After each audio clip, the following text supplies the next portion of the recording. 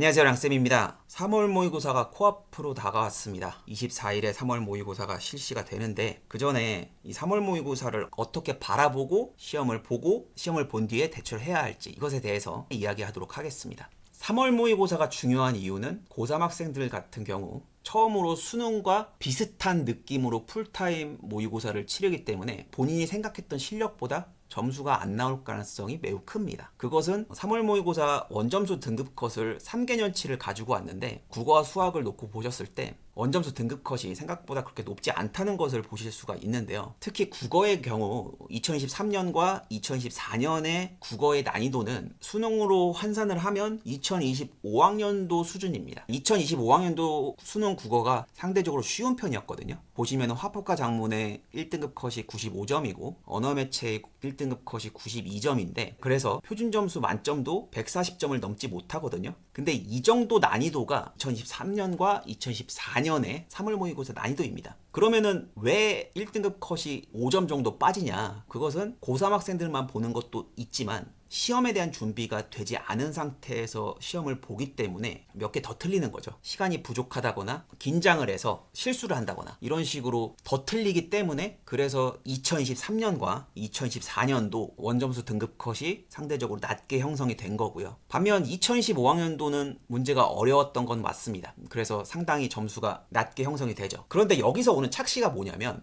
원점수 상으로 내가 2025년에 75점 정도를 받았다고 치면요. 화법과 작문, 언어매체 둘 다 2등급입니다. 75점이면 많이 틀린 거잖아요. 그런데 2등급이라는 게 찍히니까 본인이 진짜 2등급으로 착각을 하는 게 문제입니다. 올해 3월 모의고사의 경우도 제가 시험을 보고 난 뒤에 평을 해 드릴 텐데요. 등급 컷보다 더 중요한 게 내가 절대적인 점수가 얼마나 높은지 그것을 따져야 합니다. 그래서 내가 받은 점수보다 한 5점 정도 빼는 것이 나의 실제 수능에서의 현재 상황이다. 이렇게 판단을 하고 국어에 대해서 대책을 마련해야지 표준 점수가 높고 100분위가 높으면 기분이 좋잖아요. 그 뽕에 취해서 본인의 실력을 과대평가하는 것이 가장 위험합니다. 그것을 미리 경계해야 한다. 이것을 정말 강조드리고요. 재수생들의 경우는 학원에서 다음날 시험을 볼 수도 있지만 3월 모의고사를 출력해서 풀 수 있잖아요. 그랬을 경우에 내가 예를 들어서 작년 점수를 기준으로 85점을 맞았다. 그럼 1등급이잖아요. 나는 국어 1등급이네. 이렇게 자만할 수 있습니다. 시험장에서 정확히 아침 8시 40분부터 시험을 보는 것과 내가 집에서 아침이 아닌 오후쯤에 푸는 거 이거는 완전히 다르거든요. 그런데 대부분의 학생들이 시간만 딱 맞춰서 풀었기 때문에 집에서 푼 것도 내 실력이다 이렇게 생각하는 경우가 있는데 그것은 가짜 실력입니다. 그러한 착시들이 자신의 실력을 객관화하지 못하고 계속 스스로 맞지 않는 공부를 해서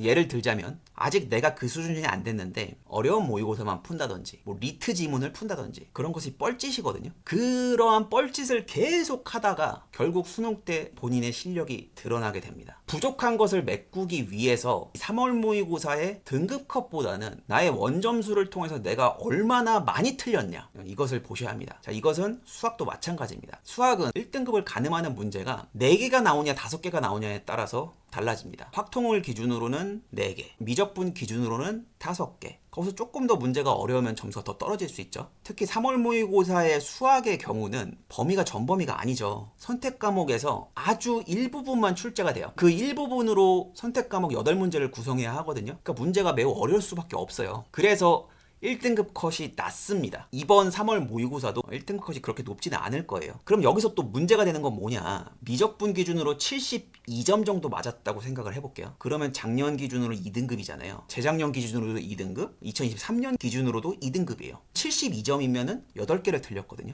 그럼 8개를 틀렸는데 내가 2등급이면 3문제, 4문제만 더 맞으면 되겠네 이렇게 생각을 하기 쉽습니다. 근데 막상 수능에 가면 어떻죠? 2등급 컷이 미적분을 선택했을 경우에는 80점 미만으로 나오기도 하지만 확률과 통계의 경우는 4개 정도 틀리면 무조건 2등급 컷에 걸려요. 5개를 틀리는 순간 확률과 통계는 바로 3등급이 됩니다. 수학에서 1등급을 받으려면 문제를 버리는 게 있어서는 안 된다는 거예요. 근데 많은 학생들이 100점을 목표로 하기보다는 1등급을 목표로 하기 때문에 22번과 30번을 버립니다. 네, 버릴 수 있습니다. 3월 모의고사만 놓고 보면 1등급 나올 수 있어요. 수능에서는 수학을 잘하는 사람들이 전국에 엄청 많거든요. 2025학년도와 2026학년도를 놓고 비교해 봤을 때 확실히 2026학년도가 2025학년도보다는 수학이 어려웠던 게 사실인데요. 표준 점수 차이가 크지 않잖아요. 반면에 2024학년도 미적분 같은 경우는 148점이 표준 점수 만점입니다. 엄청나게 높죠. 이것이 무엇을 의미할까요? 만점자부터 1등급까지의 그룹이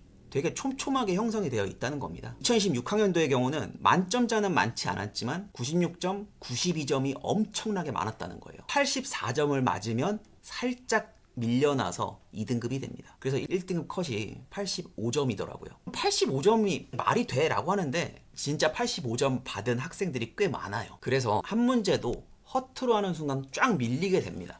22번과 30번을 버렸고 그럼 나머지를 맞춰야 하는데 요즘 추세가 8번, 9번 때부터 문제가 어려워지기 시작합니다. 이것은 정답률만 놓고 봤을 때 확률과 통계의 경우는 6번 틀린 사람도 작년 3월 기준으로는 44.3%나 된다는 것이 엄청나게 어려운 문제를 못 내기 때문에 오히려 앞에 부분에서 문제를 조금씩 어렵게 하다 보니까 전반적으로 어려운 시험이 되는 거예요. 그러기 위해서는 이화여대 약대를 간 학생의 인터뷰에서 학생이 얘기한 것을 토대로 진짜 버리고 싶다 이렇게 생각하는 어려운 문제 21, 22, 29, 30을 풀기 위해서는 앞에 문제를 정확하고 빠르게 푸는 연습을 정말 많이 해야 합니다. 근데 3월 모의고사의 경우는 지금까지 어땠냐면 절대적인 점수가 낮게 형성이 되니까 등급으로 놓고 봤을 때는 1등급, 2등급일 수 있어요. 근데 점수로 놓고 보면 그렇게 좋은 점수가 아니란 말이에요. 근데 3월 모의고사가 무조건 어렵다 이렇게 얘기하기엔 수능에서는 고3만 시험 보는 것들이 아니기 때문에 당연히 점수 컷이 올라갈 수밖에 없죠. 그래서 역시 수학도 3월 모의고사에서 내가 받았던 점수에다 두 문제를 더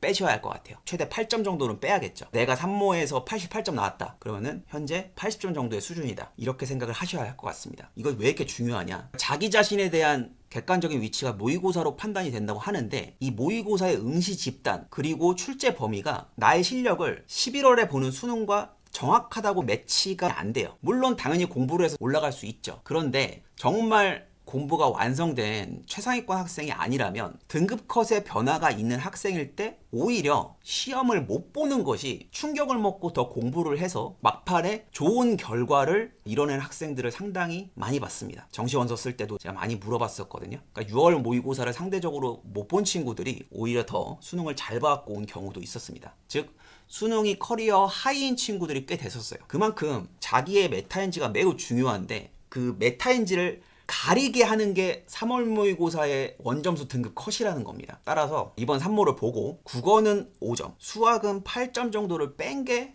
현재 내 실력이다. 이렇게 판단하는 것이 매우 중요하다고 보실 수 있고요. 6월 모의고사도 매우 중요한 시험이지만 전범위가 아닙니다. 따라서 6월 모의고사에서 점수가 안 나온 학생이 오히려 더 열심히 공부를 해서 수능을 잘 본 케이스, 지금 화면에 제가 띄워드리는 성적도 이 친구가 수학은 2등급 이상 올라가는 거에 한계가 있었지만 국어에 재능이 있었기 때문에 오히려 국어에 힘을 더 줘서 지도를 하니 이렇게 좋은 결과가 나왔습니다. 그만큼 공부를 많이 하면 성적은 오르고요. 여기서 중요한 점이 공부는 많이 하는데 내가 시험을 못 보면 어떻게 돼요? 말짱 꽝이잖아요. 근데 모의고사 점수가 나의 실력을 오히려 너가 이 정도야 라고 얘기하는 것이 아니라 나의 진짜 실력을 가리는 역할을 하는 것이 3월 모의고사의 맹점이기 때문에 정말 보수적으로 3월 모의고사의 점수를 접근하셔야 한다. 이것을 강조드리고요. 오답률 놓고 봤을 때 현재 수능 체제가 뭐 좋다고 까지는 할 수 없지만 그래도 상당히 문제를 잘 내고 있다고 생각은 듭니다. 특히 올해가 마지막 수능 체제여서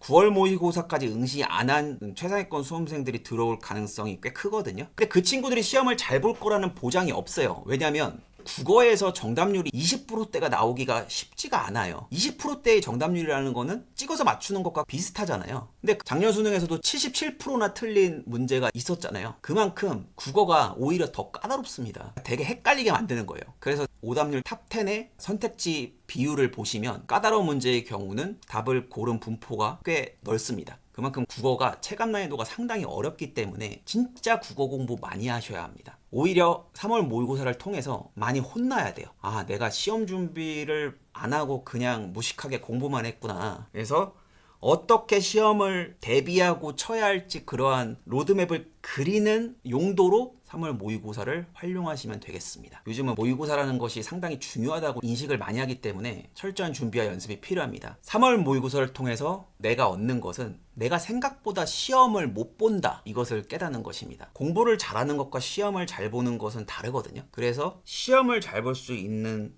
수험생이 될 수 있도록 이번 3월 모의고사도 만약에 방송을 전날이나 이틀 전에 보셨다 그러면, 국어의 경우 내가 막히면 바로 어디로 넘어가야겠다, 수학의 경우 한 번 풀었는데 답이 안 나오면 바로 어디로 넘어가야겠다, 즉 내가 어떠한 문제를 붙잡고 계속 들고 있는 시간을 최대한 줄이고, 그러니까 한마디로 그 문제를 빨리 포기하는 학생일수록 시험을 잘 봐요. 다시 풀고 돌아오면 풀리거든요. 그 훈련을 못하고 계속 붙잡고 있는 것이 절대적인 시간을 깎아먹어서 시험을 망치는 원인이 됩니다.